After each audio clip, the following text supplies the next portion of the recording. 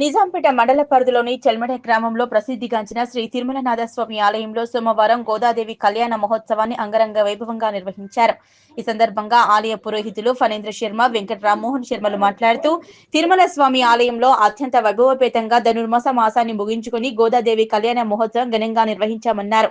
ఈ కళ్యాణ మహోత్సవంలో పెద్ద ఎత్తున భక్తులు వచ్చి స్వామివారి కృపకు పాత్రులు అయ్యారని, ఇలాంటి కార్యక్రమాలు నిర్వహించుకోవడం సనాతన ధర్మానికి ఎంతో ఉపయోగపడతాయని, ఆ స్వామివారి కృప మండల గ్రామ ప్రజలపై ఉండాలన్నారు. అనంతరం ఆలయ అన్నదాన వితరణ కమిటీ ఆధ్వర్యంలో అన్నదాన కార్యక్రమాన్ని చేపట్టారు. ఈ కార్యక్రమంలో పురోహితులు అరుణ్ శర్మ, రామకృష్ణ శర్మ, ముత్యం రెడ్డి, ఆలయ చైర్మన్ అక్కల రామరెడ్డి, డైరెక్టర్లు బాజా రమేష్, ఎల్లాగౌడ్, తుమ్మల రమేష్, కాకి రాజయ్య, రాజిరెడ్డి, రాజు, తాజా మాజీ సర్పంచ్ నరసింహారెడ్డి, మాజీ ఎంపీటీసీ బాలరెడ్డి, పంజా మహేందర్, నసీరుద్దీన్, లింగంగౌడ్, అబ్బారెడ్డి, భాస్కర్ రావు, రవీందర్ రెడ్డి, సామల మహేష్, సుధా మల్లేశం, విజయ్ కుమార్, లింగమూర్తి, గందే రాములు, శ్రీనివాస్ గ్రామస్తులు పాల్గొన్నారు.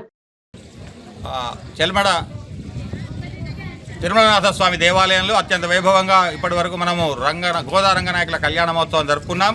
గత 30 రోజులుగా జరిగినటువంటి వైభవంగా జరిగినటువంటి ఆ ధనుర్మాస మహోత్సవాన్ని ఈరోజు కళ్యాణంతో ముగించుకోబోతున్నాం. అయ్యా, ఎందుకయ్యా ఈ విధంగా చేస్తారు అంటే, ఆ కళ్యాణం అనేటువంటిది లోక కళ్యాణం కోసం చేస్తారు. ఆ గోదా అమ్మవారు విటుజిత్తుల వారికి తులసివనంలో దొరికింది. ఆ అమ్మవారు రోజు నిత్యము తన తండ్రి చేసేటువంటి పూజలు చూస్తూ ఉన్నది. ఆ తులసిమాల తీసుకొని వెళ్ళి రంగనాథుడికి వేస్తూ ఉంటే ఆశ్చర్యపోయింది.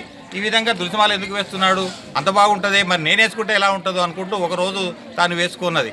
ఆ వేసుకున్న తర్వాత తీసుకువెళ్ళి తండ్రి చూడకుండా వేసుకున్నది. ఆయన తీసుకొని వెళ్ళి ఆ స్వామివారికి సమర్పిస్తూ ఉన్నాడు. ఇట్లా 2-3 రోజుల తర్వాత చూస్తే ఆ మాలలో ఒక చిన్న వెంట్రుక కనపడింది.